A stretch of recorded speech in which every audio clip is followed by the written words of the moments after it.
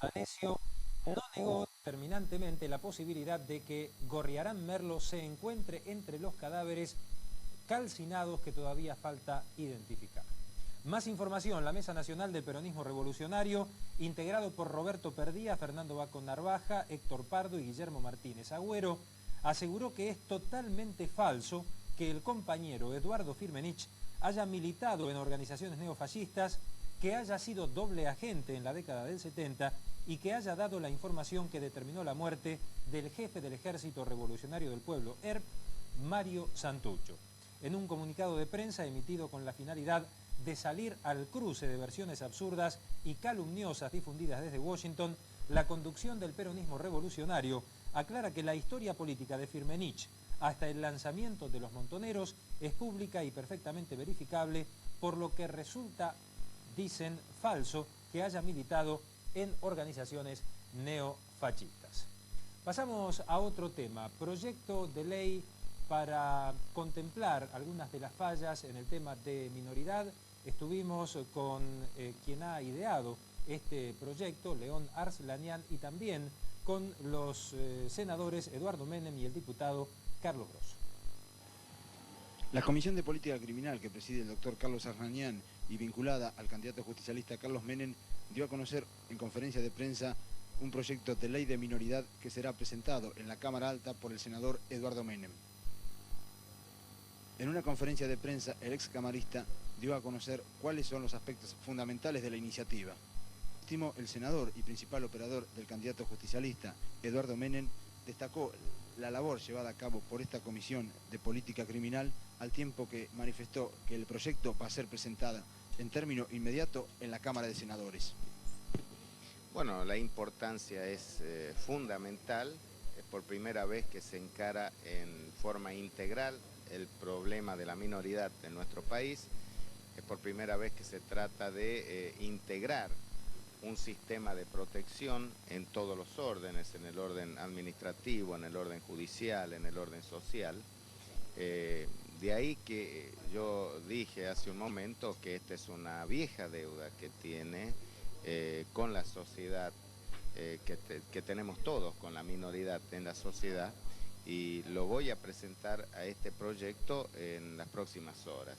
Un avión de Aerolíneas Argentinas que realizaba carreteo en el aeropuerto de Ezeiza previo al despegue hacia San Pablo y luego Río de Janeiro despistó esta mañana por efecto de la lluvia, circulando varios metros sobre el césped para detenerse finalmente a pocos metros de una oficina del Servicio Meteorológico Nacional, sin que afortunadamente se registraran víctimas.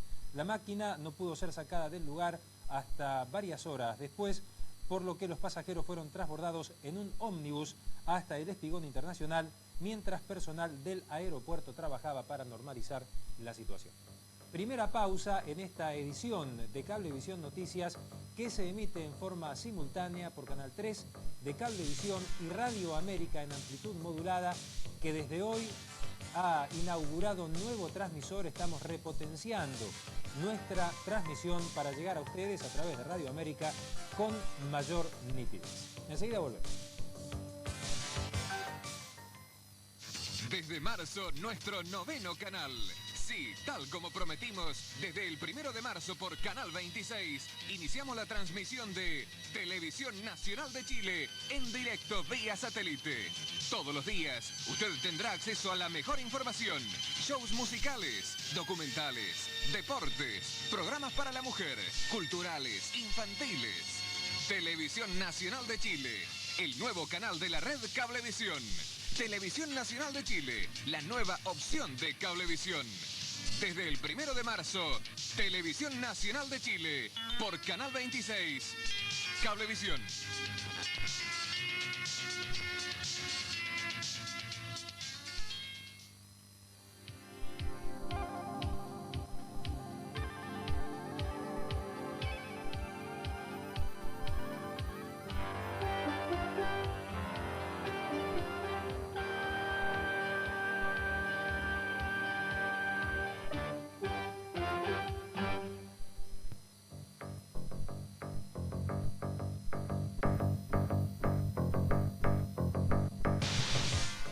Continuamos en esta primera edición de Cablevisión Noticias, ahora con un informe relacionado con el paro que llevarán a cabo los trabajadores ferroviarios lunes y martes de la semana próxima.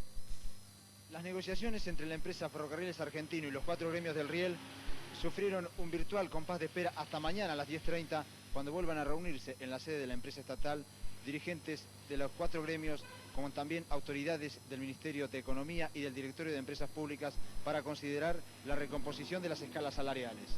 Bueno, felizmente se ha realizado una reunión trascendente, importante, porque quedó explicitado la solicitud de los gremios del RIL ante los representantes del DEP y del Ministerio de Economía, y esto nos lleva a pensar, tal cual ha quedado así plasmado ante una iniciativa de ellos, de que mañana a 10:30 horas, en el mismo lugar de hoy, en la sala 800 de Ferrocarriles Argentinos, nos van a traer una respuesta al pedido de recomposición de escala y salarial de los gremios ferroviarios. En caso de no arribarse a una solución hasta el próximo lunes, el martes a las 0 horas, comenzaría el trabajo a reglamento de la fraternidad Los Conductores de Locomotoras, lo que virtualmente paralizaría los servicios durante 48 horas. El jefe del Estado Mayor General del Ejército, general Francisco Gacino, exhortó hoy a los mandos de la institución a proseguir trabajando por la cohesión y unidad de la fuerza y cicatrizar heridas, superando, dijo, falsas dicotomías sustentadas en los sólidos principios y los valores supremos de la nación. Lo hizo durante la primera reunión de mandos que preside desde que asumió la conducción del Ejército el 23 de diciembre último. El encuentro se llevó a cabo en el edificio Libertador con la asistencia del generalato y de coroneles que ascienden a generales de brigada, además de los jefes de unidades y organismos del interior del país, en un número superior a 300. La reunión se inició con la exposición de Gacino a los comandantes de cuerpo y de brigada e integrantes del Estado Mayor sobre la orientación del Ejército y su accionar para el corriente año militar. Volvemos a la información del ámbito gremial para saber qué pasa con el inicio de las clases. El secretario general de la CETERA, Marcos Garcetti, se mostró dispuesto a aceptar el salario básico de 2.500 australes que ofrecieron anoche los ministros de Educación de 19 provincias y también al inicio el 15 de marzo de negociaciones paritarias. Garcetti habló durante 40 minutos en el Congreso Extraordinario del Gremio de la CETERA, Confederación de Trabajadores de la Educación de la República Argentina, que se realiza en la sede de la CGT, citado para analizar si acepta o rechaza dicha propuesta salarial de los 17 estados administrados por el justicialismo, más San Juan y Neuquén. El sindicalista, entre otros conceptos, dijo, antes de implementar una medida de fuerza tenemos que tener en cuenta que este año no podremos garantizar que no se realicen descuentos y además no va a haber financiamiento de sueldos del gobierno nacional. El titular de Bodegas y Viñedos Giol, Eduardo Sancho, reiteró que la etapa central de privatización de la empresa estatal comenzará el próximo martes cuando se abra el registro público de oferentes para optar a la licitación de lo que se denomina Unidad de Fraccionamiento y Comercialización de Giol y que comprende la venta de todas las sucursales, de las marcas y de toda la estructura de fraccionamiento ubicada en la provincia de Mendoza.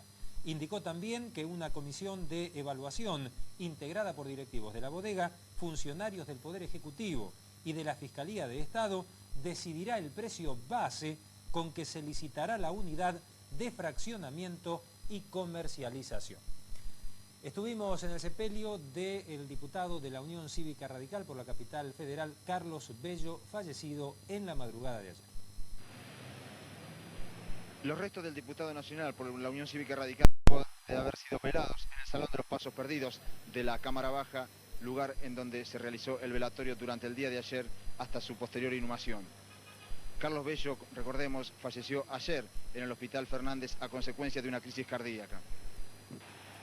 César Jarolaski, en nombre de la bancada de la Unión Cívica Radical, y Jorge Banossi, en representación de la Cámara de Diputados, despidieron los restos del extinto Carlos Bello. Numeroso público, especialmente sus vecinos y compañeros del barrio de La Boca, se dieron cita en el Salón de los Pasos Perdidos. El féretro con los restos del legislador fueron llevados por un camión autobomba del cuartel de bomberos voluntarios de La Boca, lugar en la cual Bello durante años cumplió gestiones. Ante una falla en el sistema se brinda solo el 40% de la demanda de energía del Nordeste, según se informó desde organismos técnicos a raíz del corte del sistema Riel-NEA entre Romang y Resistencia en el Chaco. La falla no fue hallada todavía y tanto desde Resistencia como desde Santa Fe salieron patrullas para lograr ubicar la falla, mientras en el aeropuerto Resistencia está pronto un helicóptero para transportar personal técnico. Continuamos con la información ahora para llevarle a usted todos los detalles relacionados con la suspensión por 90 días, algo que decidió el Consejo Deliberante de Morón, del intendente de esa ciudad, Juan Carlos Rousselot. A través de una pantalla, un grupo importante de simpatizantes y adherentes al intendente de Morón, Juan Carlos Rousselot, se encuentra siguiendo de cerca las alternativas de esta sesión del Consejo Deliberante, donde se trata, por un lado, el pedido de interpelación de un conjunto de concejales del peronismo renovador, y por otro lado, el pedido de suspensión en las funciones de Rousselot por el término de 90 días. 9 de la noche y haciendo un pedido excepcional del Consejo Deliberante de Morón, hace su entrada el intendente comunal de este distrito, quien va a manifestar su alegato en defensa al contrato que firmó para la instalación de desagües fecales en esta zona por más de 100 millones de dólares. De la intendencia, cargado de hombres que apoyan al intendente Rousselot y son aplaudidos por la numerosa concurrencia frente a la intendencia municipal.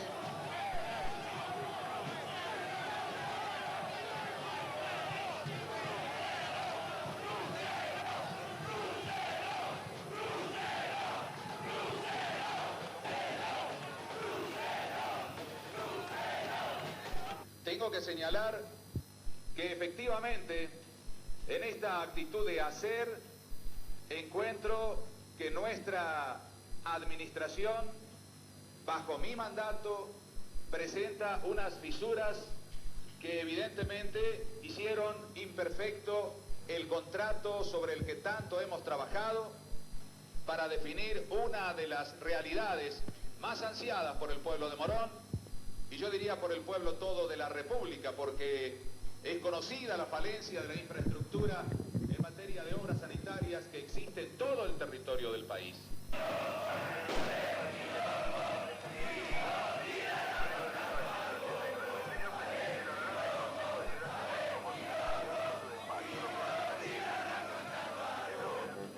Artículo primero. ¿Cuántos votos? 18. Aprobado. Artículo segundo. Votos. 18 igual. Aprobado. Artículo tercero. 17. 18 votos. Aprobado. Artículo cuarto. Continúa los 18. Es decir, en el artículo cuarto votado están todos los incisos. Aclarado. Artículo quinto. 18 votos.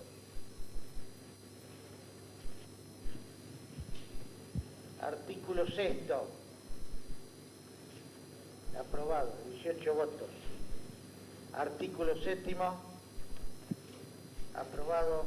18 votos. Aprobado el expediente. El resultado ha sido la aprobación de la ordenanza y la suspensión del señor intendente por el término de 90 días y la creación de una comisión investigadora. ¿Quién asume? En este caso asume el primer concejal. Primer concejal por el PJ, por Unión Cívica Radical. Por el Partido Justicialista. ¿Es descalzo? No, señor, es quien le habla, Joaquín Arias. Instantes después, en que termina la sesión del Consejo Deliberante, se decidió la suspensión por 90 días del intendente. Un grupo de manifestantes ingresan bruscamente en la intendencia, gritando Rousselot, Rousselot, defendiendo al intendente de Morón. Ingresan algunos con palos, gomas, bombos gritando Rousselot, Rousselot.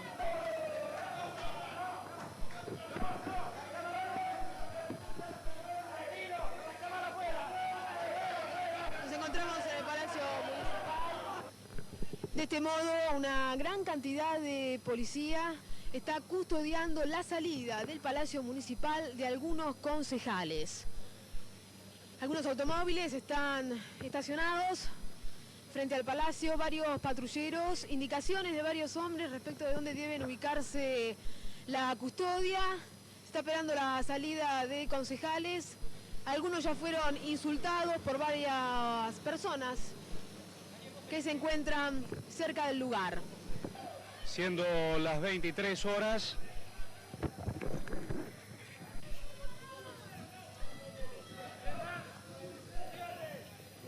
por la calle Brown, frente al Palacio Comunal, un grupo de simpatizantes al intendente Rousselot.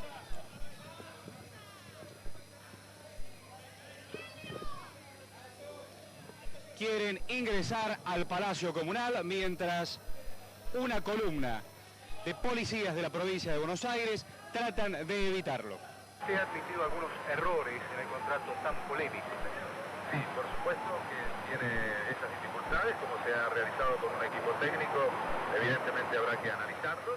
La participación de la otra parte también es importante y aquí lo que hay que definir es que esta obra se tendrá que hacer en el momento debido y para esto tenemos que concretar el hecho propio de un buen proyecto y de una buena conformación administrativa en el contrato. Evidentemente ha sido entre miles de expedientes que he manejado durante este año 1988, este me salió mal y bueno, tendré que recomponerlo porque yo pienso volver.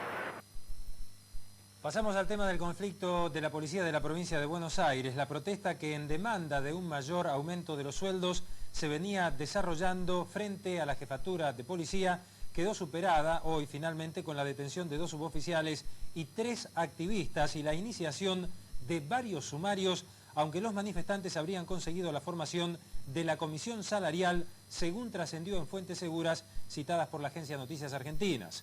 En tanto, los efectivos que se habían autoacuartelado en el Cuerpo de Infantería de Mar del Plata suspendieron hasta aproximadamente esta hora su actitud a la espera de una propuesta satisfactoria a sus reclamos también de carácter económico. Los huelguistas reclaman un salario inicial de 5.000 australes a partir del primer día de este mes, mientras que el gobierno de la provincia de Buenos Aires llevó el sueldo mínimo de los efectivos a partir de esta misma fecha a casi 4.600 australes. Pausa, en un momento continuamos aquí en Cablevisión Noticias con toda la información.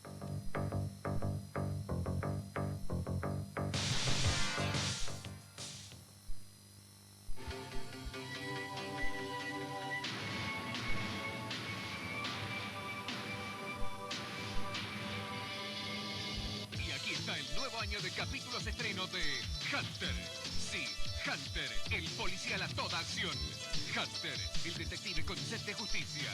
Un duro, con su 44 y la sargento Didi. Un verdadero cazador en la selva del crimen y la violencia.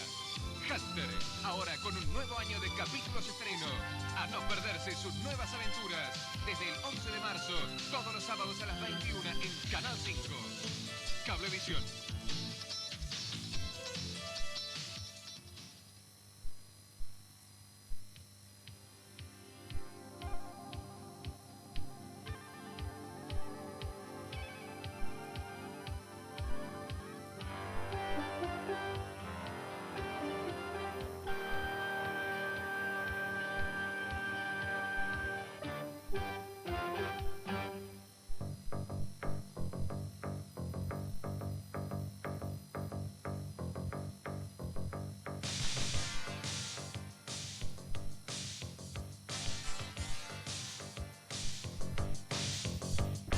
Nos visita esta noche el doctor Adolfo Sturzenegger, economista, hombre muy allegado al candidato radical doctor Angelos. ¿Cómo le va, doctor? ¿Qué dice? ¿Cómo le va? ¿Qué dice usted? Muy bien, un gusto tenerlo y, claro, toda la atención del electorado está puesta en las plataformas que tienen los candidatos para el 14 de mayo. es decir, para la gestión de gobierno en caso de ganar. Usted es un hombre que está muy cercano a Angelos y sobre todo trabajando en el proyecto económico, que esto tal vez es una de las cosas que más le interesa al electorado. ¿Cuáles son los lineamientos básicos que tiene el doctor Angelos en su propuesta económica al pueblo argentino? Bueno, yo creo que los equipos que estamos asesorando al doctor Angelos hemos partido de una idea central, que es que el estancamiento de Argentina se origina en que este es un país de alto riesgo. El tema es que cuando un país tiene un coeficiente muy alto de riesgo, se produce una situación donde es difícil que alguien invierta, especialmente cuando la inversión es de mediano o largo plazo. Entonces cae drásticamente la tasa de inversión en el país. A su vez, ahorros que el país genera tiende a canalizarlos hacia el exterior, porque ponerlos en el país significan un riesgo alto. En todo caso lo ponen en el país, pero exigen una tasa de interés muy alta, que a su vez, al ser alta la tasa de interés, deteriora más aún el proceso de inversión. Por último, yo diría que si un país tiene un coeficiente de riesgo muy alto, pasa una cosa todavía más dura, si se quiere, más sombría, que es que los jóvenes capaces de ese país, que tienen que decidir dónde vivir, y dónde vivir es una decisión de largo plazo porque son jóvenes y consecuentemente tienen 30 o 40 años de trabajo por delante, generalmente no deciden vivir en el país de alto riesgo. Entonces se produce esta salida de gente joven, de gente capaz, de gente con alta motivación, y entonces se inicia un proceso donde el país tiende primero a estancarse y después puede hasta retroceder. Allí tenemos el diagnóstico, podemos decir a grandes trazos, el medicamento que tenemos que utilizar. Bueno, precisamente, nosotros creemos que tal vez esencialmente tenemos que tratar de lograr que ese coeficiente de riesgo descienda drásticamente para Argentina. Porque si desciende, vamos a tener restablecido el proceso de inversión, vamos a tener que los ahorros que el país genera no van a estar incentivados a irse al exterior y vamos a tener la posibilidad de que ahorros externos, esto es capitales externos, estén interesados en venir al país.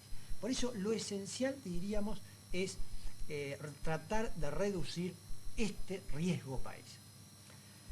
Ahora, ¿cómo? Esto es fácil decirlo, pero ¿cómo se puede reducir este riesgo país? Y para preguntarnos cómo, tenemos que ver cuáles son las causas que originan de que el país, Argentina, sea un país de tan alto riesgo.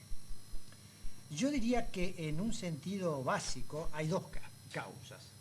La inestabilidad política, si un país es muy inestable políticamente, se transforma en un país riesgoso, porque es difícil predecir los cambios que pueden sobrevenir. Y a su vez, la inestabilidad económica. Yo creo que Argentina ha avanzado significativamente, especialmente con la administración del doctor Alfonsín, en tratar de ir consolidando firmemente la estabilidad política. Pero no es suficiente. No es suficiente porque si la estabilidad política no va acompañada de la estabilidad económica, los operadores o quienes tienen que invertir o ahorrar empiezan a pensar que la propia estabilidad política puede estar comprometida. Por eso nosotros creemos que el paso siguiente que tenemos que dar para tratar de hacer de Argentina un país de bajo riesgo y consecuentemente un país con inversión y con ahorros es lograr básicamente la estabilidad económica. Tarea no fácil. Claro, no, sumamente difícil porque ahora tendríamos que preguntarnos ¿cuáles son los elementos que están generando en Argentina la inestabilidad económica? Yo diría que son básicamente cuatro. Primero está el tema de la inestabilidad inflacionaria. En realidad, cuando estuvimos con el doctor Angelos en Europa, los europeos no pueden concebir un país con estas tasas de inflación. Y difícilmente pueda venir algún capital externo europeo a invertirse en Argentina con estas tasas de inflación. Entonces, inestabilidad inflacionaria, un primer componente de la inestabilidad económica. El segundo elemento, y que en alguna medida causa al anterior, es un desequilibrio fiscal crónico que existe en Argentina y un problema de endeudamiento externo que complica a su vez el propio equilibrio fiscal, porque forman parte del déficit fiscal la cantidad de intereses que hay que pagar de esa deuda externa. El tercer elemento que genera fuerte inestabilidad es que esta es una economía muy discrecional. Esta es una economía sometida a cualquier cantidad de cambios enormes por decisiones de burócratas o funcionarios. O sea, el Estado ha intervenido excesivamente sobre la organización de la actividad privada del país e interviene con un alto grado de discrecionalidad. Entonces, eso crea una gran sensación de inestabilidad que también deteriora la inversión o deteriora el mantenimiento de ahorros en el país. Doctor Sturzenegger, sí, le pido que se quede enseguida, vamos a seguir dialogando con usted. Con mucho gusto. Ahora, en esta primera edición de Cablevisión Noticias, pasamos a desarrollar la información internacional. Comenzamos con los gravísimos disturbios en Venezuela y la situación hoy en Caracas y las ciudades más importantes de ese país. 250 muertos y más de 1.500 heridos son las cifras que se manejan para cuantificar las víctimas habidas en el área metropolitana de Caracas en 3 días de motines callejeros contra el reajuste económico impulsado por el gobierno de Carlos Andrés Pérez. Las Fuerzas Armadas han lanzado a las calles 10.500 soldados para imponer el orden en la caótica Caracas. Tras enfrentamientos y combates con francotiradores encapuchados y comandos armados, la situación ha podido ser casi totalmente controlada, según los últimos informes oficiales. No obstante, y como hemos dado cuenta anoche, a pesar del toque de queda y la suspensión de garantías constitucionales, se han registrado nuevos saqueos y asaltos en distintos puntos de esta metrópoli. La situación de emergencia nacional se pudo evidenciar en la morgue caraqueña y en hospitales, donde sus espacios y medios médicos han resultado insuficientes para atender todos los casos. Para hacer frente a la situación, las autoridades del gobierno han puesto en práctica un plan de emergencia médica y alimentaria. Igualmente, unidades de transporte del ejército han entrado en servicio en algunas zonas de la ciudad para prestar auxilio a los ciudadanos. El retorno a la normalidad está asegurado, ha dicho sin embargo un portavoz del Palacio Gubernamental. En otro orden de cosas, y poco después de que se hiciera pública la carta de intención firmada con el Fondo Monetario Internacional, el gobierno ha anunciado que ha decidido diferir hasta septiembre los pagos de su deuda externa. Ha reiterado, sin embargo, que además de lo acordado en esa carta de intención, aplicará cualquier medida adicional que sea necesaria para cumplir los objetivos del programa económico elaborado para este año. Realmente una situación terrible la que se está viviendo en Venezuela. Enseguida vamos a tener declaraciones del embajador de ese país en Argentina. Pero hacemos un paréntesis, lo abrimos, lo presentamos a Juan Cebrián, porque hay una información que tiene que ver con el mundo del espectáculo. Juan, contanos qué pasa. Sí, bueno, la información es que hoy circuló durante la tarde, exactamente después de la 1, una información que decía que se cancelaba, que se suspendía por 24 horas el show de Rod Stewart mañana en Buenos Aires. Show que no se canceló.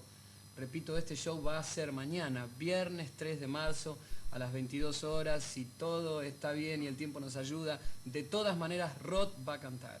O sea, no se cancela este show. Es verdad que hubo un accidente ayer a la noche cerca de la frontera entre Uruguay y Argentina con uno de los camiones que transportaba un equipo muy importante, con algunas lesiones del chofer del camión, pero ese equipo ya está en Buenos Aires, ya se está armando pese a la lluvia y mañana vamos a tener ese show, y esto es para confirmar un poco esa información que circuló un poco desestabilizando este show que vino con algunos inconvenientes.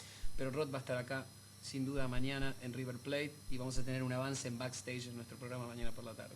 CB21, Canal 21 de Cablevisión. Exacto, nosotros estamos haciendo en el estadio una retransmisión en circuito cerrado con 5 pantallas gigantes donde la gente que va a ir a apreciar este show va a poder ver primeros planos de Rod, ya que normalmente se lo ve en un tamaño muy chiquitito, y bueno, ese mismo material que se ve en circuito cerrado lo vamos a retransmitir en forma exclusiva por CB Music 21, nuestro canal musical. Aclarado. Aclarado Hay show todo. de Rod Stewart. Hay show de Rod Stewart mañana, viernes 3 de marzo a las 21 horas en el Estadio River Plate. Muchísimas gracias. Y con Juan. mucha suerte para todos, ojalá. Desde ya. Ok.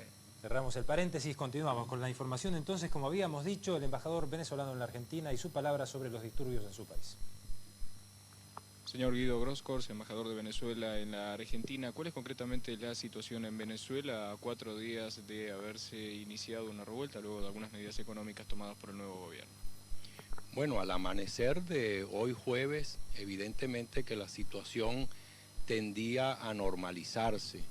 Efectivamente hubo un estallido de violencia de extraordinarias proporciones durante el día lunes y el día martes, y por lo menos la mañana del miércoles.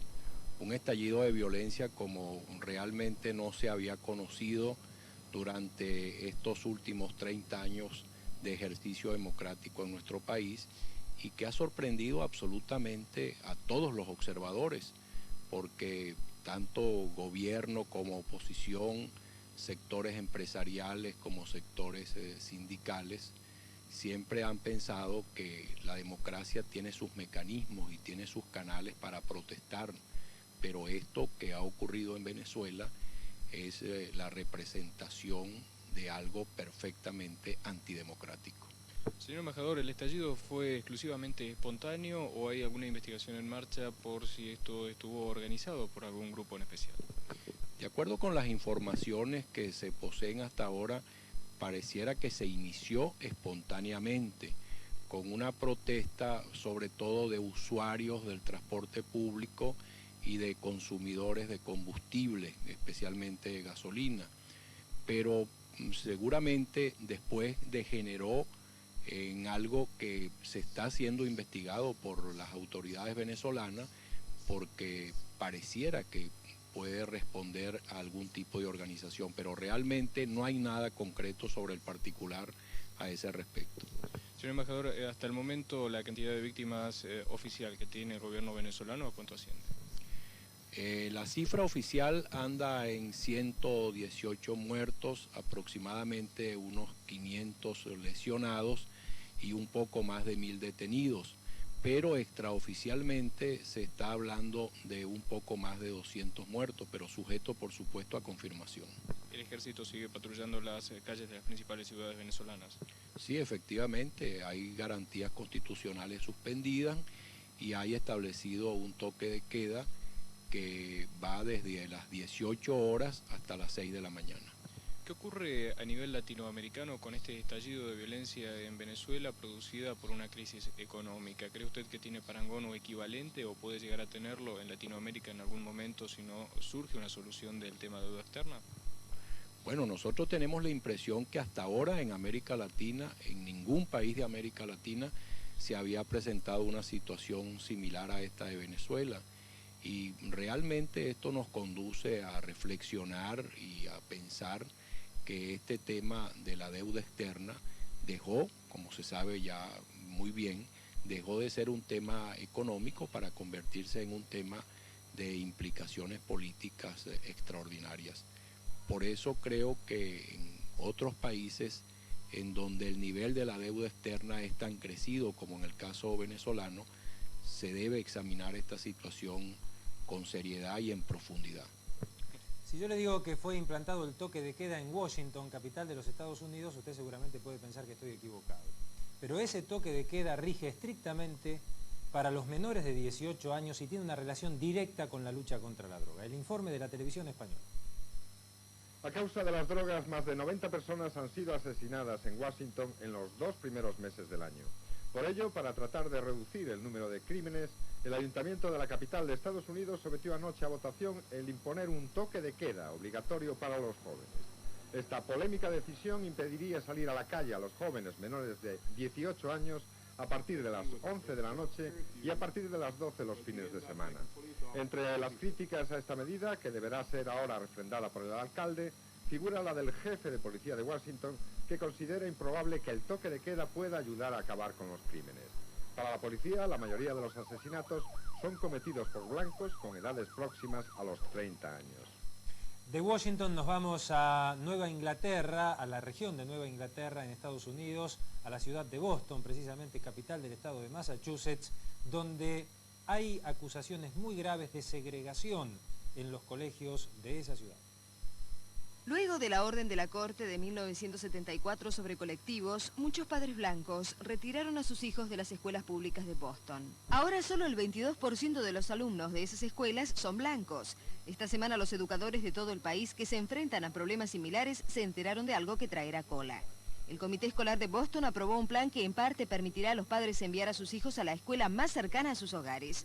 Según algunos líderes negros, ello significa una vuelta a las escuelas con mayoría de niños blancos y escuela con mayoría de negros. Entre los que han propuesto que haya una mayor participación de padres en la elección de la escuela, está el presidente George Bush, quien ha apoyado un sistema que permite a los padres aplicar el dinero de los impuestos a las escuelas privadas. Pero un hombre que está detrás de este plan afirma que obtener uno que funcione en una ciudad tan compleja racialmente como el caso de Boston no es fácil. A pesar de que algunos bostonianos negros han expresado su preocupación, la mayoría de los padres entrevistados pensaban que habían suficientes garantías en el nuevo plan para que las escuelas se mantengan racialmente equilibradas. A principios de la década del 70 hubo muchos problemas en Boston, cuando algunos blancos intentaron rechazar la orden de la Corte sobre los colectivos. Mientras pocos creen que esto volverá a ocurrir, los bostonianos son conscientes de que los ojos de la nación están nuevamente puestos sobre ellos. Un helicóptero cayó al patio de una escuela en Madrid, capital de España, el informe de la televisión de ese país. El helicóptero, que pertenecía al Escuadrón 402 del Ejército del Aire, se estrelló hacia la 1 de esta tarde en el patio del Instituto Madrileño Blas de Otero, después de estallar en el aire por causas que se desconocen hasta el momento. Los 3 ocupantes, 2 capitanes de 30 años y un subteniente, murieron en el acto. Según la policía municipal, el aparato hizo explosión cuando sobrevolaba la zona de Aluche y cayó envuelto en llamas en el patio del instituto sin que alcanzara a ningún alumno. Testigos presenciales aseguran que una rueda del helicóptero chocó contra una de las chimeneas del colegio perdiendo las hélices. El piloto, según diversos testimonios, maniobró para evitar alcanzar a nadie. Su sangre fría evitó más muertes, según ha declarado esta mañana el alcalde de Madrid, Juan Barranco, que llegó al lugar del accidente. El aparato siniestrado, modelo Puma, realizaba operaciones de apoyo a los servicios aéreos de rescate y también al traslado de órganos humanos para trasplantes, aunque se desconoce qué misión realizaba en el momento del accidente.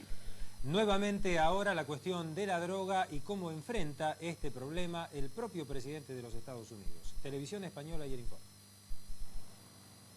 La policía colombiana confiscó ayer 1.200 kilos de cocaína listos para la exportación.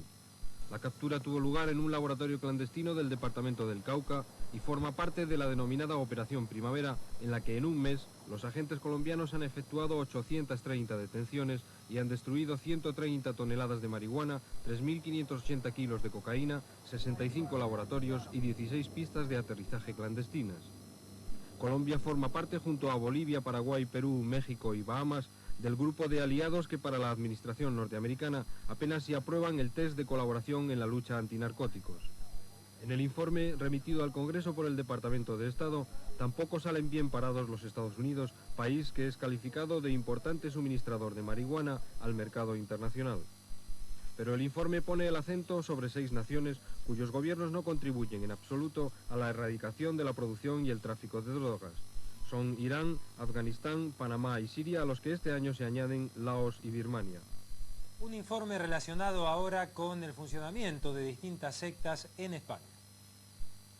El Pleno del Congreso aprobó hoy con el consenso de todos los grupos de la Cámara el informe elaborado tras 9 meses de trabajo por la Comisión de Estudio de las Sectas en España. El informe recoge que en nuestro país existen alrededor de 40 grupos sectarios que presentan indicios de actuaciones ilegales por incurrir en delitos de proselitismo, coacción, estafas, atentados a la libertad, evasión de divisas e irregularidades laborales. Este tipo de sectas, denominadas destructivas por atentar al equilibrio personal de quienes entran en contacto con ellas, afecta a un total de entre 110 y 150.000 ciudadanos españoles. Según el informe aprobado hoy, son las clases populares las más afectadas por este fenómeno, que afecta fundamentalmente a la juventud, grupo en el que se detecta una tendencia creciente preocupante a integrarse en grupos sectarios. Problemas de inseguridad social, autoestima e inseguridad es lo que impulsa a los jóvenes a buscar acogida en un grupo sectario. El informe insta al Gobierno a que tome una serie de precauciones para controlar mejor el fenómeno sectario y, aunque recoge que la legislación actual es suficiente, aconseja la modificación de la Ley de Asociaciones para incrementar el control fiscal y financiero de estas entidades que, constituidas sin ánimo de lucro, a veces presentan un volumen de movimiento económico impropio de su actividad. Volvemos a la información de nuestro país. El vocero presidencial, José Ignacio López, calificó de absolutamente falsas las versiones difundidas por un matutino de esta capital referidos a una eventual renuncia del ministro de Economía juntamente con la aplicación de un nuevo plan económico. El diario Ámbito Financiero publicó hoy en su primera página una nota en la que consigna los rumores que circularon en la víspera luego del cierre de los mercados, los que arrojaron como saldo una nueva suba del dólar y a los que relativiza. El vocero presidencial, con visible mal humor, cuestionó al diario Ámbito Financiero que publicó versiones que, dijo, ellos mismos relativizan. López afirmó que los responsables de ese matutino tienen formación periodística y técnica como para presuponer lo que puede producir una información de este tipo en una situación económica difícil. En lenguaje periodístico, el portavoz aconsejó a los cronistas: no lo levanten, refiriéndose a las repercusiones que podría tener en otros medios esta versión. Sobre los rumores recalcó Nacho López que son absolutamente falsos y no tienen nada que ver con la realidad. Por otra parte, no desestimó que haya operadores del circuito financiero que difundan este tipo de versiones, pero dijo, debo aclarar que no son ciertas. De todas maneras, hoy hubo una fuerte alza del dólar en el mercado financiero, luego vamos a informar ampliamente en nuestra sección de economía. Ahora la tenemos ya aquí con nosotros Alicia Ibáñez, que nos va a contar qué está pasando con el tiempo en el país. ¿Qué tal, Alicia? ¿Cómo te va? ¿Qué tal? Buenas noches. Bueno, en el día de hoy se formó un centro de baja presión en el norte de la provincia de Buenos Aires que produjo fuertes precipitaciones con tormentas en todo el centro y norte del país. Este centro de baja presión se fue desplazando hacia la ciudad de Mar del Plata, donde mañana se estima que provocará algunas precipitaciones y fuertes vientos. Algunas precipitaciones en el día de hoy bastante intensas. En la ciudad de Azul, 108 milímetros. Para mañana en las provincias del noroeste y Cuyo, tiempo caluroso, húmedo e inestable. En la zona central, litoral y Buenos Aires, tiempo caluroso y húmedo, con probabilidad de precipitaciones, especialmente en el norte del litoral y en el sudeste de la provincia de Buenos Aires. En la Patagonia, leve descenso de la temperatura, con algunas precipitaciones, especialmente en el sur. Y bueno, después vuelvo para hablar de Capital Federal y alrededores. Y no sabes cómo te esperamos, Alicia, porque vamos a ver qué va a pasar el sábado, por lo menos, porque ya están las perspectivas. Una pausa, volvemos en un minuto.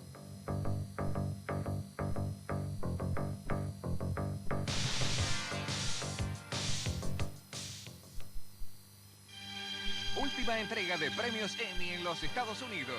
Mejor actor protagonista, William Daniels por Hospital. Mejor actriz dramática, Bonnie Bartlett por Hospital. Y mejor guión para serie dramática, Hospital. 3 premios Emmy. Y aquí llega a Cablevisión el nuevo año de capítulos estreno. La serie éxito, la serie favorita. Toda la vida en el Hospital Escuela San Eligio de Boston. Sus médicos, sus enfermeras, sus pacientes y los más atrapadores conflictos humanos. Hospital, la serie más galardonada en su nuevo año de capítulos estreno. Desde el 11 de marzo, todos los sábados a las 20 en Canal 5. Cablevisión.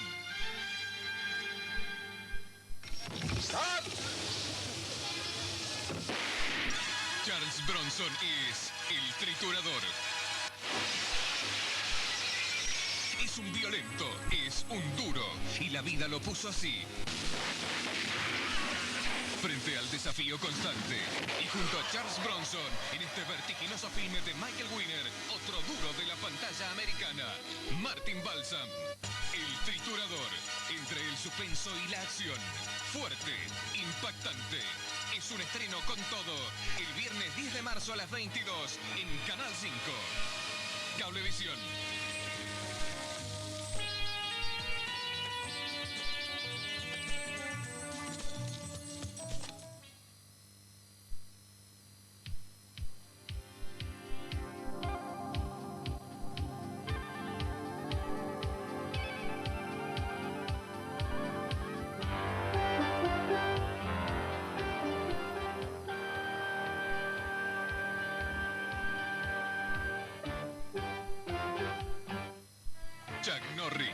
No utiliza las armas, solo su destreza física. No necesita la violencia del fuego, solo su habilidad y su certeza. Sí, es Chuck Norris en un policial perfecto, como una jugada maestra de ajedrez. Considérate muerto.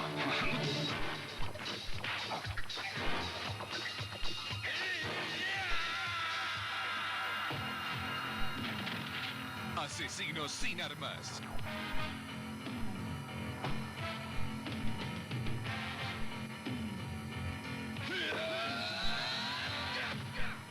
Chuck Norris, junto a Jennifer O'Neill, bajo la dirección de Paul Aaron. Asesinos sin armas, una de las aventuras de suspenso más logradas. Un estreno apasionante, el sábado 11 de marzo a las 22 en Canal 5. Cablevisión.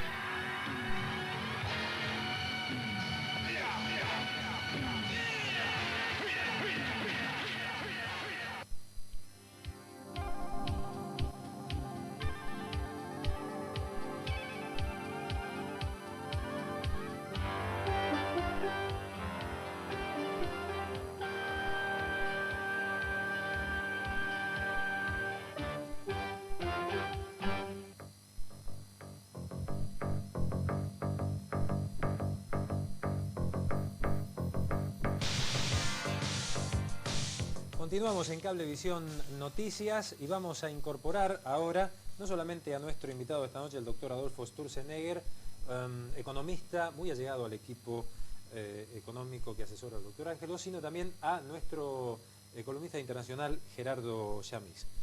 Y vamos a hablar de economía y vamos a hablar de política internacional, pero específicamente de América Latina. Y vamos a enlazar todo esto, Gerardo, con lo que pasa en Venezuela.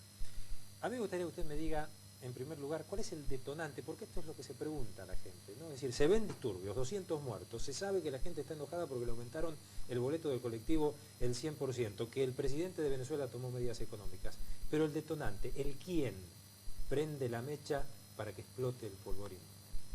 Bueno, esta es una pregunta muy importante. No sabe cómo me gustaría contestársela. Y cómo me gustaría contestársela, Franco, con precisión. Pero quiero decirle de que todos los cables que llegaron hasta hoy a las 7 de la noche se hacían más o menos las mismas preguntas. O sea que entramos en el reino de la imaginación al poder, de la creación imaginativa. Es decir, el detonante es obviamente, vamos a entrar en el terreno de él, el terreno que es las medidas económicas. Yo le dije el otro día a usted, con respecto a las medidas económicas, y lo publiqué hace como 2 meses en el Cronista Comercial, que Pérez, Carlos Andrés, no es el mismo Carlos Andrés. Venezuela tampoco es aquella del 74. Claro, y este socialdemócrata no es el socialdemócrata. Es decir, entonces otro socialdemócrata, que era Lusinki, le deja un país y él hace una cosa que yo personalmente, puedo ser muy castigado ahora cuando lleguen los llamados telefónicos, yo estoy contento que lo haya hecho de entrada, al mes de haber llegado al poder, porque de alguna manera el sinceramiento económico, y me voy al campo de él, y el realismo económico, tiene que venir.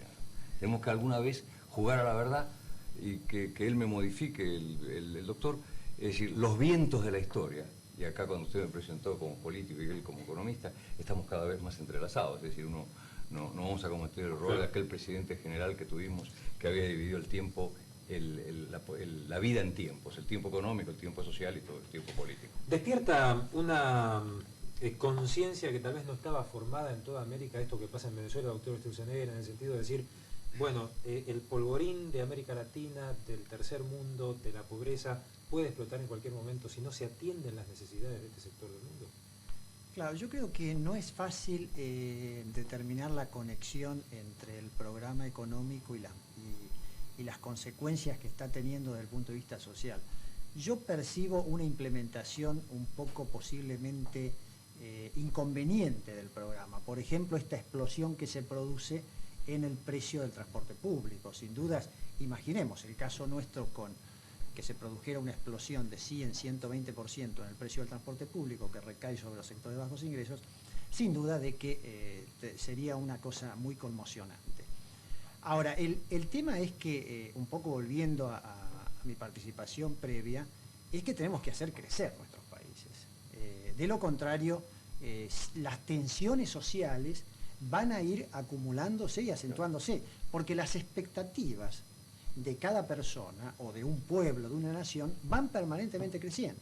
Y si entonces nuestros países se estancan, indudablemente que la tensión entre expectativas y lo que realmente se puede concretar de esas expectativas va a ir aumentando. Por eso es tan importante de que todos los países de América Latina acentúen el tema del crecimiento económico, estabilicen sus economías y consecuentemente reintroduzcan a sus economías en una senda de crecimiento. Sin duda el tema de la deuda es un tema importante y en alguna medida está pesando en la situación de Venezuela. Está pesando no solo por los intereses o no que se puedan haber pagado o que se paguen en el futuro, sino porque vuelvo al tema de mi participación anterior. O sea, un país altamente endeudado y con un problema de deuda mal definido es un país de alto riesgo y consecuentemente es un país donde los propios capitales tienden a salir, donde los capitales externos no ingresan y todo eso complica el proceso de crecimiento. Ahora, doctor, convengamos entonces de que el gran problema en América Latina, porque estamos hablando de Venezuela, pero fíjese que es mucho más aplicable, estamos pensando en Argentina, pero mucho más aplicable a Perú, que está viviendo una situación casi caótica. Claro. Entonces quiere decir que si no hay crecimiento, todo lo demás viene. Si el crecimiento enriquece el folclore político de toda América Latina. Si no hay crecimiento, corremos el peligro, cuando llega la socialdemocracia al poder, de hacer una equidistante, equilibrada y equitativa distribución de la pobreza. Entonces lo que yo, si lo interpreto bien al doctor, dice, crezcamos para crear riqueza, para que después la justicia social sea una distribución de ese crecimiento. ¿Esto empieza y termina en Venezuela? Sin dudas. Yo repito, creo ver en el caso venezolano algunos elementos puntuales del propio caso. Y creo que esta... Argentina. No, del propio caso venezolano. O sea, claro. En ninguna medida yo creo que un programa de estabilización bien encarado tenga necesariamente que producir situaciones como estas, donde me parece que ha habido elementos de implementación u otros elementos de contexto que hacen que esa situación venezolana aparezca como una situación muy particular y muy relacionada con esa forma de instrumentar un nuevo programa económico. Muy bien. Pero yo quiero volver al principio un segundo, porque usted me decía quién está detrás. Es decir, la primera respuesta mía es no sé, pero ahora acudo a la jurisprudencia internacional en la materia. La jurisprudencia dice que cuando las cosas se realizan así, con medias, con armas bien preparadas, etcétera, etcétera, aunque no haya reivindicaciones, alguien está detrás. Sería una osadía, sería una audacia decir quién está detrás. Pero alguien está detrás porque realmente, históricamente, esto lo enseñaba Lenin en Ginebra en 1915, históricamente las revoluciones espontáneas no se dan. Siempre hay alguien atrás. Señores, muchísimas gracias. En un minuto nada más continuamos en Cablevisión Noticias con toda la información.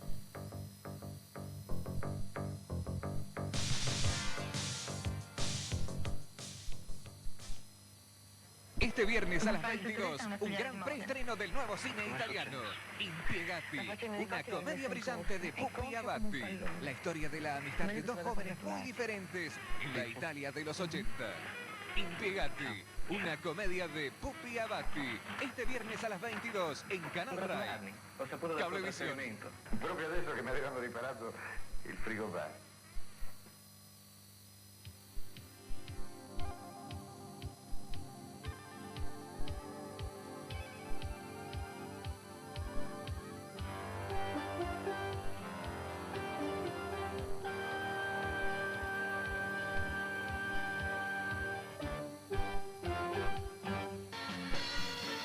Próximo a las 10 de la noche volvemos a juntarnos y ya 4 años, sí, como hace 4 años que venimos haciendo, y por supuesto vamos a ver, vamos a cantar, vamos a bailar, vamos a comentar una cantidad de esas cosas que a usted y a mí nos encantan y que hacen la vida mucho más feliz. Así que los jueves a las 10 de la noche, ¿sí? Magdalena y la Ciudad. Chao.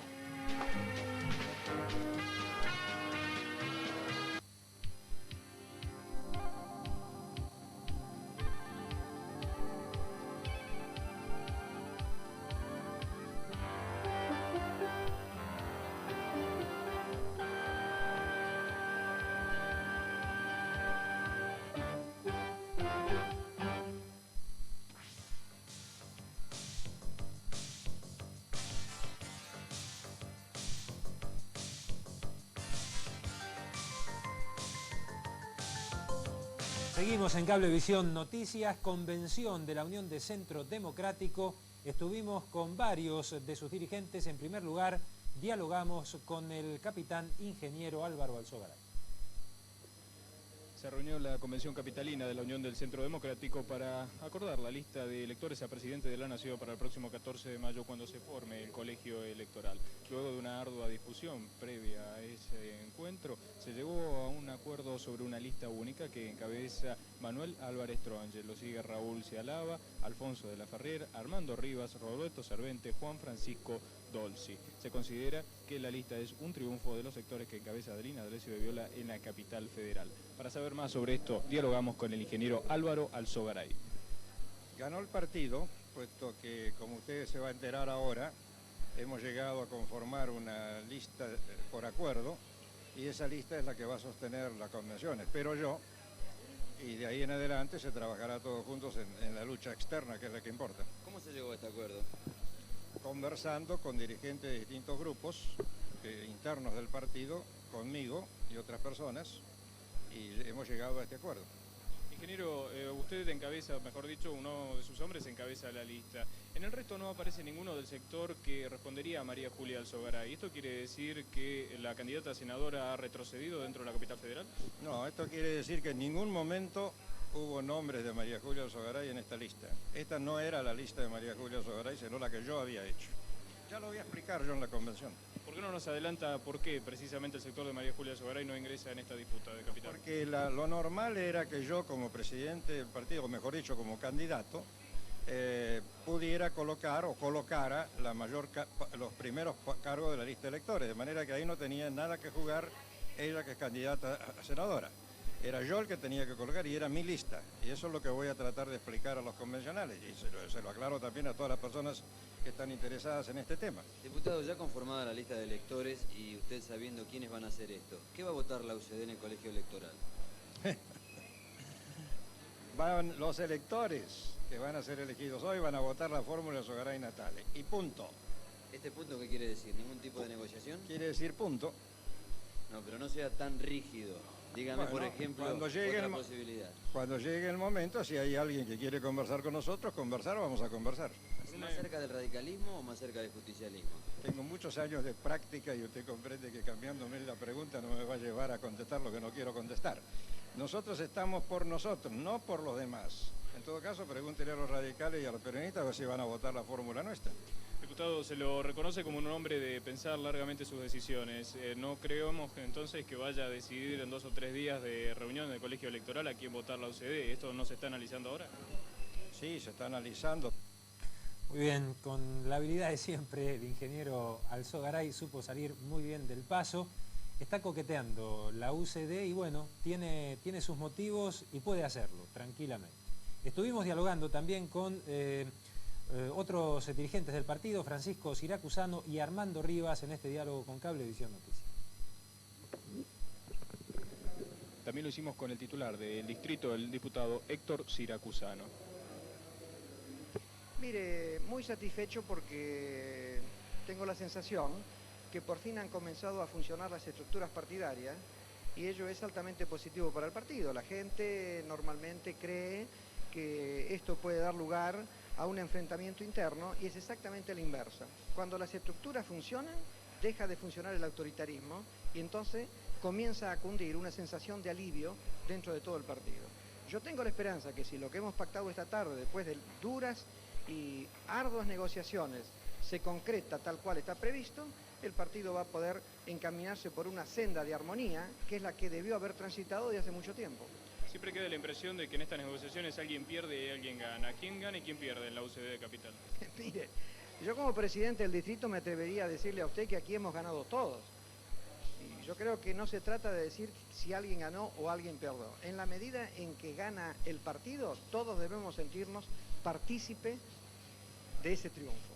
En la medida en que sigamos manteniendo reservas mentales, naturalmente habrá vencedores y vencidos. Pero no creo que esa sea la tónica. Yo creo que dentro de poco vamos a asistir a lo que puede ser el principio o el punto inicial de la verdadera armonía partidaria por la cual muchos hemos luchado, aunque lamentablemente a veces hemos tenido que adoptar alguna actitud no muy simpática, por cierto. y finalmente con quien supuestamente iba a encabezar una de las listas en disputas, Armando Rivas. Bueno, el acuerdo se hizo de que iba uno por cada uno y se acordó con Alzogaray. Alzogaray lista prácticamente es de común, es totalmente de común acuerdo. El ingeniero Alzogaray es quien viene precisamente a presentar la lista, porque este partido tiene una unidad, que es la aceptación del liderazgo indiscutible del ingeniero Alzogaray. Así que esto fue una discusión entre amigos, dijéramos, y que se llegó a un buen término, como siempre. Así que y ahora está por llegar el ingeniero Alzogaray. Rivas, hubo discusiones entre dos sectores, supuestamente uno de ellos lo impulsaba a usted para encabezar la lista, el otro a Álvaro Luis Alzogaray. ¿El hecho de que usted figure cuarto en la lista puede decirse que es una solución salomónica? No fue así. Álvaro Luis Alzogaray estaba en la misma lista que yo originalmente, y lo que se cambió y se barajaron los nombres porque en el fondo no era tan importante un hombre u otro del lado de esta lista. Lo que queríamos era que hubiera un proceso orgánico para la... Más cobertura para esta reunión de la Convención Nacional de la Unión de Centro Democrático. Estuvimos con Adelina D'Alessio de Viola y Álvarez Tronje. Concejala Adelina D'Alessio de Viola, se llegó a un acuerdo para la conformación de las listas en el sector metropolitano en cuanto a electores. ¿Satisfecha con este acuerdo? Sí, muy satisfecha porque desde el sector que nosotros estábamos pergeñando una lista, hoy hemos tenido una conversación con el ingeniero Alzogaray donde se hablaron distintos temas y donde hemos llegado a concretar esta lista en común con el ingeniero Alzogaray y los sectores que son mayoritarios dentro de la convención. ¿Se puede hablar de un paso atrás en las intenciones del ingeniero Alzogaray con respecto a la conformación de las listas? No, se puede hablar de un diálogo profundo dentro del partido y la conformación de una lista que deja contentos yo creo que a todos los sectores del partido. ¿Dentro de Capital cada vez se afirma más la lista que apoya o el sector que apoya a Adelina D'Alessio de Viola? No, dentro de la Capital se afirma más el sector que cree en la organicidad del partido. ¿Esto no es lo mismo? No sé, yo diría que si hay algo que a mí me molesta dentro del partido es que ciertas cosas que son institucionales se lleven al personalismo. Entonces, acá lo que cada vez se afirma más es que existe una junta de gobierno, que existe una convención, que existe una manera de resolver las cosas que es legal y legítima y que así se resuelven y así se hacen las cosas. ¿Eso queda entendido por todos los sectores a partir de este momento? Yo creo que sí, que aquí ya hay un pacto entre varias líneas y no es un pacto electoral. Seguramente vamos a estar en distintas listas cuando vayamos a una elección interna. Pero sí lo que queremos son reglas de juego claras donde sepamos que podemos ser adversarios unos minutos en las internas, pero que estamos todos hermanados en una ideología en común y en un partido que crece día a día, a veces más allá y a pesar de sus dirigentes. Señor Manuel Álvarez Tronje, nuevo primer candidato entonces en la lista de la Unión del Centro Democrático, de la Alianza de Centro en Capital Federal para los electores el próximo 14 de mayo. ¿Satisfecho con esta nominación al ser votado por los tres sectores? Señor, obviamente me halaga muchísimo ese hecho de que haya logrado unir la opinión de las líneas importantes que formaron esta lista. Y todos han coincidido en que yo sea el número uno, cosa que les agradezco muchísimo y me emociona mucho. Concretamente, recae sobre estos electores la responsabilidad de votar luego del 14 de mayo al presidente de la Nación. Quien encabeza la lista por Capital, ¿tiene en claro cuál va a ser la actitud de la Unión del Centro Democrático una vez que se conforme el colegio electoral? Sí, señor. Este es un partido bien organizado, a que por ahí parezca que no, pero está bien organizado y dependemos mucho de nuestro presidente. Y obviamente antes de emitir un juicio vamos a consultarnos para llevar la idea, la decisión, y yo tengo la vocación. Vamos a ver qué va a pasar con el tiempo en Capital Federal y alrededores. Alicia, te estamos escuchando atentamente. Bueno, mañana el pronóstico nos anticipa nubosidad variable con tiempo caluroso y húmedo, lluvias intermitentes mejorando, vientos moderados del oeste rotando al sector sur. La temperatura mínima pronosticada 20 grados en áreas urbanas, 18 grados en suburbanas y la máxima 29.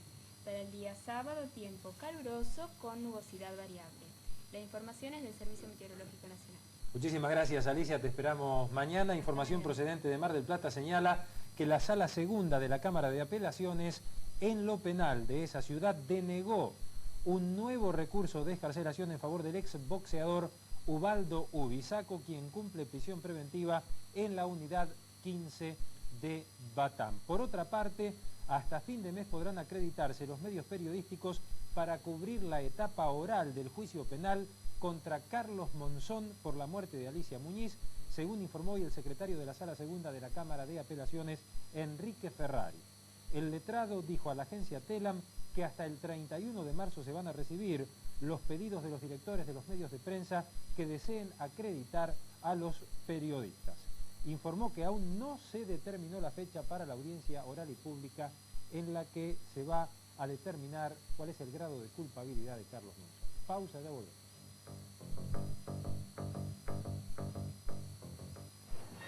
Este es un dúo que siempre obtiene lo que desea.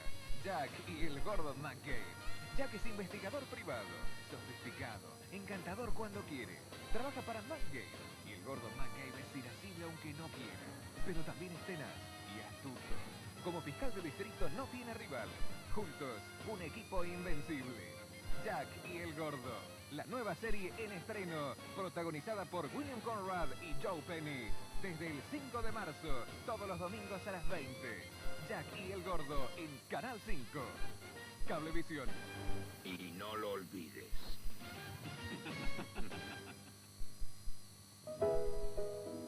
¿Quién no recuerda Casablanca? Humphrey Bogart, Ingrid Bergman, el bar, el piano de Sam.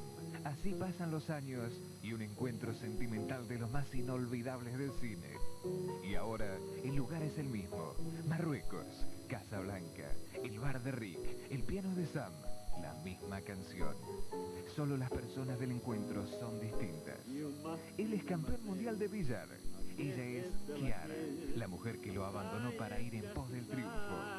Y ahora, el reencuentro en Casablanca, Casablanca. Francesco Nuti dirigió y protagonizó este extraño filme junto a Juliana Desio.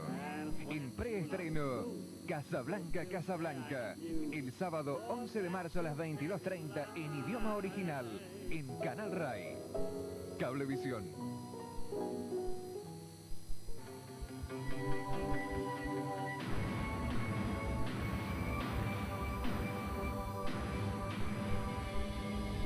Y aquí está el nuevo año de capítulos estreno de Hunter. Sí, Hunter, el policial a toda acción. Hunter, el detective con sed de justicia. Un duro, con su 44 y la sargento Didi. Un verdadero cazador en la selva del crimen y la violencia. Hunter, ahora con un nuevo año de capítulos estreno. A no perderse sus nuevas aventuras. Desde el 11 de marzo, todos los sábados a las 21 en Canal 5. Cablevisión.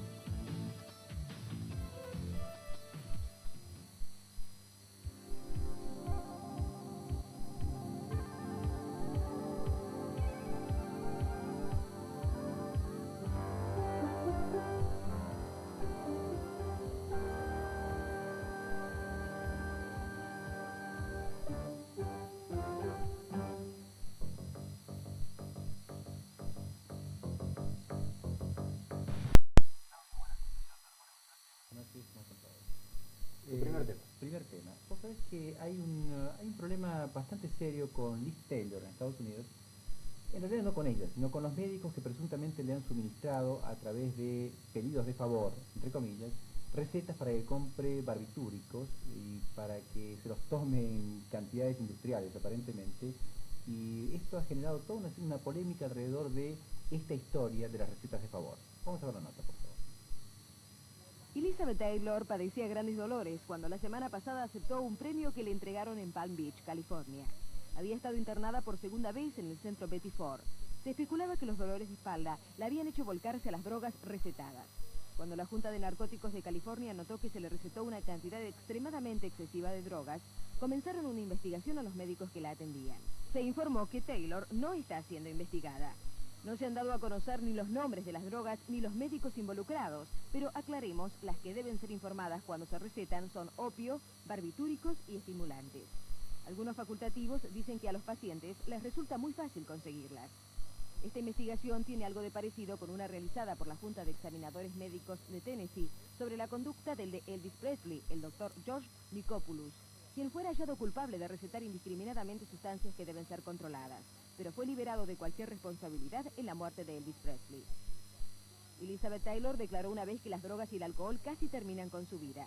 En una entrevista concedida hace 2 años a una revista, cuando se le preguntó si hubiera muerto debido a su dependencia a las drogas, contestó que sí. Bueno, en realidad sí se conocen el nombre de algunas de las drogas que toma Liz Taylor. Entre otras son benzodiazepinas, son derivados parecidos al Valium. Y esto, hay como una especie de técnica para tomar estas drogas. Por ejemplo, ella las toma con alcohol, lo cual implica potenciar el efecto depresor de estas drogas sobre el sistema nervioso central. Pero cuidado, porque todas las drogas de este tipo tienen un doble efecto, de acuerdo a la dosis en que se consuman. Son depresoras, por un lado, porque bueno, cuando uno está muy excitado o muy estimulado, este tipo de medicaciones disminuye el umbral neurológico y por lo tanto baja el tono emocional del individuo. Pero cuidado que, insisto, cuando se toman en dosis muy importantes, son altamente estimulantes.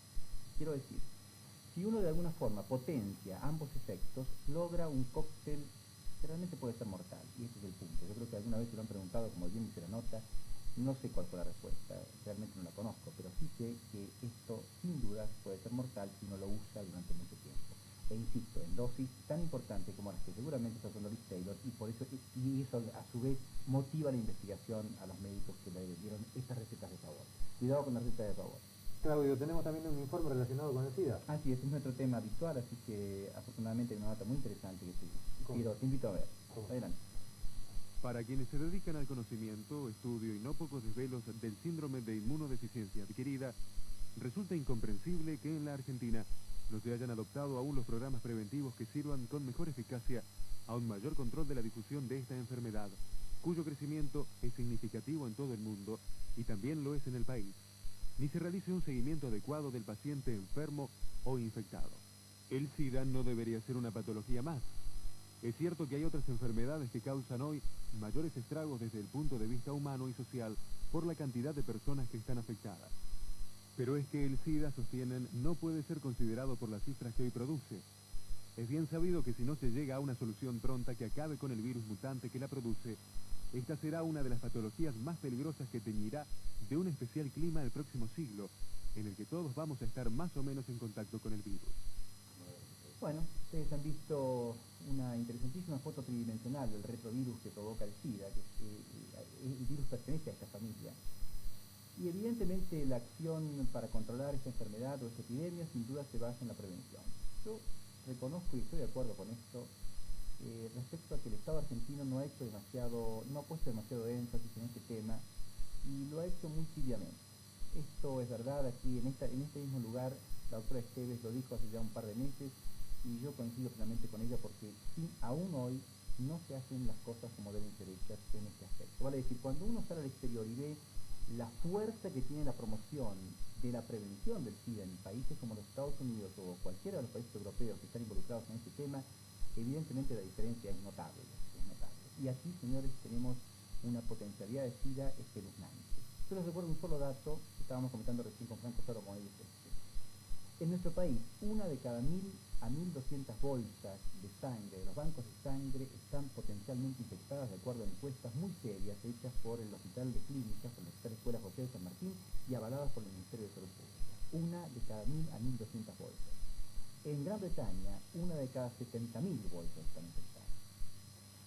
El subdesarrollo, sin duda, va a estimular o va a avalar o va a, sin dudas, a dar el empujón adecuado para que el SIDA se convierta en una epidemia muy difícil de controlar si no cambian algunos hábitos, como reutilizar elementos descartables, 1, estábamos comentando esto en la radio a la mañana, 2, no testear adecuadamente las bolsas de sangre de los bancos de sangre, etcétera, etcétera. Vale decir, insisto, cuidado que el SIDA con su desarrollo es una mezcla también mortal. Hoy trabajo a destajo, ¿no? Eso que no. Sí, pero después por una semana no vengo. No es cierto, pero es cierto. La nota siguiente es interesantísima porque tiene que ver con las mujeres embarazadas que consumen alcohol en exceso. Van a ver qué ocurre con el chico cuando esto pasa en mujeres embarazadas. Veamos la nota. Las estadísticas oficiales indican que de los 4 millones largos de alcohólicos que se detectan en nuestro país, alrededor de un tercio son mujeres. La creciente adicción femenina a esta droga legal añade una nueva vertiente dramática a los graves problemas que de por sí origina el alcoholismo. Los efectos del alcohol ingerido por la mujer embarazada sobre el feto son nefastos, sobre todo si bebe en el primer trimestre de gestación. En ese momento, el alcohol puede provocar en el embrión una amplia gama de malformaciones que difícilmente se corregirán después del parto y que se conocen clínicamente como síndrome alcohólico fetal. Este síndrome, según las zonas geográficas, afecta al 1 o al 2 por 1000 de todos los recién nacidos en España, es decir, a unos 1.500 bebés por año. El alcohol también es responsable del 20% de los retrasos mentales y es el origen de importantes disfunciones en el comportamiento de los bebés y en su posterior desarrollo psíquico. Detrás de muchas fobias, tics, dislalias, dislesias o trastornos afectivos se encuentra el síndrome alcohólico fetal. Pero esto no es todo. Si la madre ingiere habitualmente alcohol en el último trimestre de embarazo, el bebé nacerá con el síndrome de abstinencia. Ustedes han escuchado las cifras. Casi el 10% de las mujeres en España abusan de alcohol. ¿Qué significa abusar del alcohol? Porque esto uno tiene que, de alguna forma, poner entre paréntesis la magnitud del tema, o la magnitud de la ingesta, porque si no parece que una copa de vino puede acarrear todo esto, y esto es absolutamente incierto, esto no es cierto.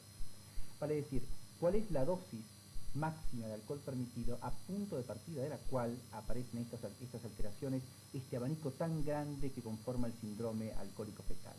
O en su defecto el síndrome de abstinencia en los chicos recién nacidos cuya madre ha ingerido alcohol en exceso. Bueno, pues las dosis están más o menos alrededor de estos valores. Algo así como 40 gramos de alcohol por día, y esto implica 3/4 litros de vino por día, 1 litro de cerveza por día, o aproximadamente unas 2 o 3 medidas de whisky. Por encima de esto, por encima de estas cifras, evidentemente la dependencia al alcohol es un hecho concreto y ocasiona, no solo en el chico sino en la madre, gravísimos trastornos que son realmente irreversibles. Quiero decir,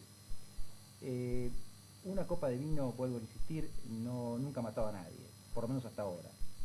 Lo cierto es que sobre esta cifra, sobre estos valores, es cuando aparecen estos trastornos que son, vuelvo a repetir, irreversibles. Uno no los puede curar. Muchísimas gracias, Claudio. Hasta mañana. Nos vemos mañana, Franco. Buenas noches.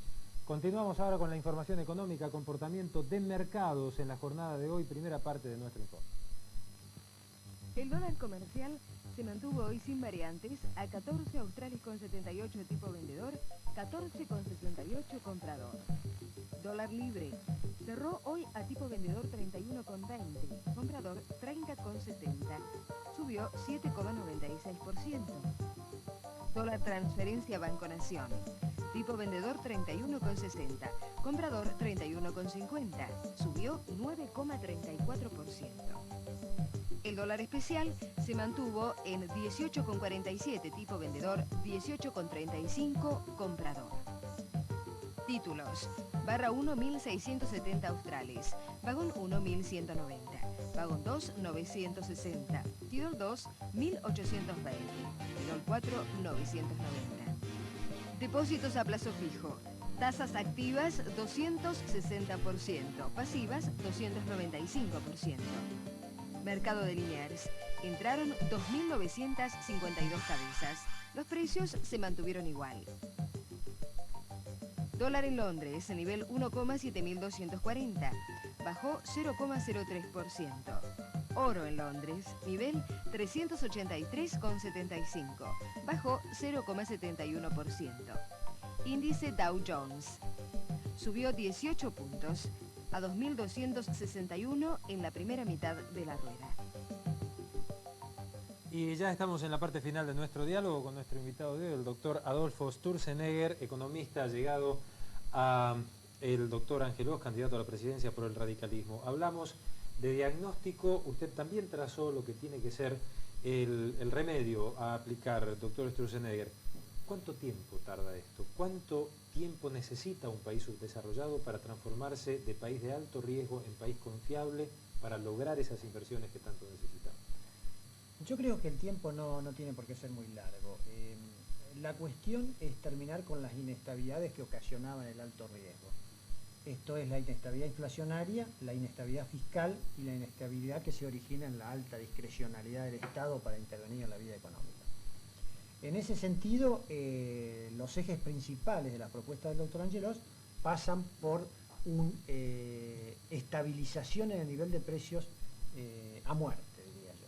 Tenemos que estabilizar la economía, tenemos que pretender tener un dígito de inflación, o menos de un dígito de inflación, pero anual, digamos, al estilo de los países organizados y ordenados.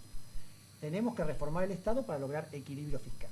Unido a eso, una definición de la negociación externa con la posibilidad de hacer un arreglo que permita pagar el menor nivel de intereses que se pueda acordar. Y en tercer término, tenemos que retirar al Estado de la organización privada, de la organización de los mercados, para que se reduzca el nivel de discrecionalidad. Yo le diría que se requiere un buen programa. Parte del programa es un fuerte proceso de privatizaciones. El proceso de privatizaciones, por supuesto, es un proceso que se va a extender a lo largo de toda la gestión del doctor Angelos y posiblemente también parte a lo largo del gobierno que lo suceda, pero lo importante es desde el comienzo presentar un buen programa bien definido de privatizaciones, y eso de por sí, aunque el programa signifique ir haciéndolo en un año, en 3 o en 5, va generando expectativas favorables y va creando las condiciones de la estabilidad y del crecimiento. Doctor Sturzenegger, muy amable, muchísimas gracias. Al contrario, muchas gracias a usted. Vamos ahora a la segunda parte de nuestro informe sobre el comportamiento de los mercados. Las acciones subieron hoy en la bolsa 11,15%, registrándose 37 alzas, una baja y 6 papeles quedaron sin cambio. Acciones líderes. Asignar una Austral con 47, Alpargatas 63 centavos, Astra 4,30, Atanor 20, Celulosa 1,72, Siderca 2,98, Banco Francés 4,20, Garbaglio 7,63, Indupa 2 Australis con 80, Ipaco 8,10, Ledesma 1,15, Molinos 2,40, Pérez Compán 9 Australis, Ricardo 3,75, Renault 59 centavos, Tabacal 3,75. Bonos externos, Serie 80 2.650 australes, Serie 81 2.620, Serie 82 2.450, Serie 84 2.310, Serie 87 2.080 australes. Y ya la parte final también del diálogo con Gerardo Yamís, algo que quedó en el tintero sobre el tema de Venezuela, Gerardo. Bueno, lo que quedó en el tintero después es como una novela, Venezuela y después. Y yo tengo miedo, no sé si el canciller argentino dijo algo, no tengo información. Yo tengo miedo en la política de contagio, en esta materia, que no es un tema para el doctor Sim, sino un tema para nosotros. Y le voy a dejar como un comercial, un aviso, en la que fuertemente espero equivocarme. Yo tengo mucho temor que la semana que viene, o la otra, estemos usted y yo hablando de una cosa parecida en Lima. Hago votos por mi error. Nada más, quería agregarle esto. Muchísimas gracias, porque no hay nada más parecido a Venezuela hoy que Perú. Y yo quiero que fijemos bien lo que dijo el asesor del doctor Angelos hoy en esta materia. Yo creo que le faltó agregar esto. No hay secretos en el mundo, y esto es válido para Bush, para Gorbachev y para los países subdesarrollados. Cuando no se crece, no se puede distribuir. Lo esperamos el martes, Gerardo. Muchísimas gracias. Una decisión que podemos calificar de dramática para la Argentina ha sido adoptada en las últimas horas por el Banco Mundial. A 2 meses de las elecciones presidenciales en la Argentina, el Banco Mundial anunció esta mañana la suspensión de desembolsos a este país por incumplimiento de condiciones, dejándolo privado de crédito externo. El Banco Mundial se sumó al Fondo Monetario Internacional y a los bancos privados en no realizar más desembolsos a la Argentina, que se encuentra en moratoria unilateral con la banca privada. Las medidas casi con seguridad obligarán a los reguladores gubernamentales estadounidenses a reclasificar los préstamos bancarios a la Argentina, declarándolos improductivos o de valor menoscabado. Muchas gracias por habernos acompañado. Final de la primera edición de Cablevisión Noticias en dúplex por Canal 3 de Cablevisión y AM Radio América, que le recordamos ya con nuevo transmisor, está repotenciando su capacidad para llegar mejor, con mucha más claridad, hasta su hogar. Hasta la medianoche con la segunda edición.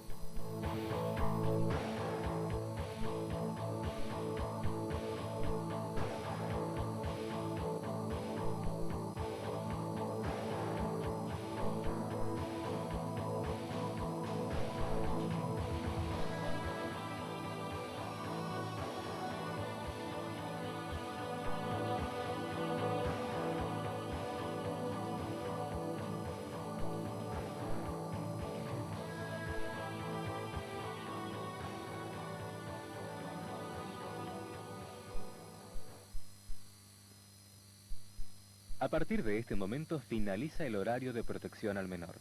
La permanencia de los chicos frente al televisor queda bajo la exclusiva responsabilidad de los señores padres.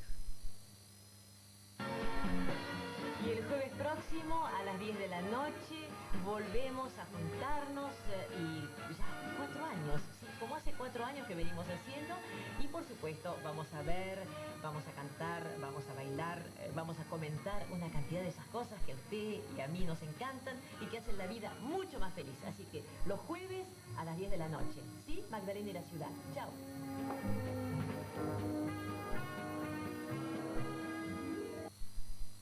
Próximos programas por Canal 3. En instantes, Al estilo, de Bernardo Neustadt. A la hora 23, concierto. Esta noche, zarzuela. A la hora 0, Cablevisión Noticias, en simultáneo con Radio América. Y a las 0:30, Al estilo, de Bernardo Neustadt.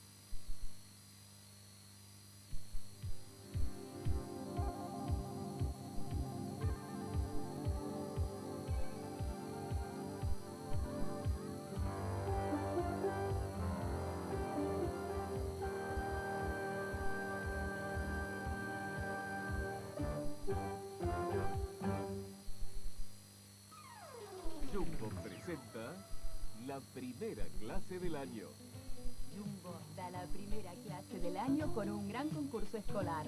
Preste atención y gane 50 órdenes de compra por 3.000 australes cada una, para comprarse de todo, y 50 mochilas repletas de útiles escolares. Responda 5 fáciles preguntas y pase al frente.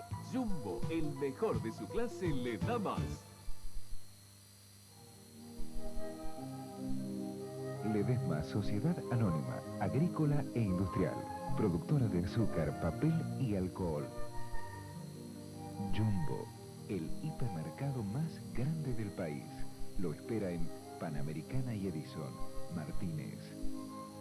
Medicus, 17 años ofreciendo el máximo nivel en atención médica. Medicus, líder en medicina privada. Compañía de seguro La Mercantil Andina, para andar seguro. Extra, la revista que dirige Bernardo Neustadt, interpreta mensualmente la actualidad que usted comenta todos los días. Gatic, Sociedad Anónima, para su línea de productos Adidas. Tres Cruces, la mejor carne, la mejor tecnología.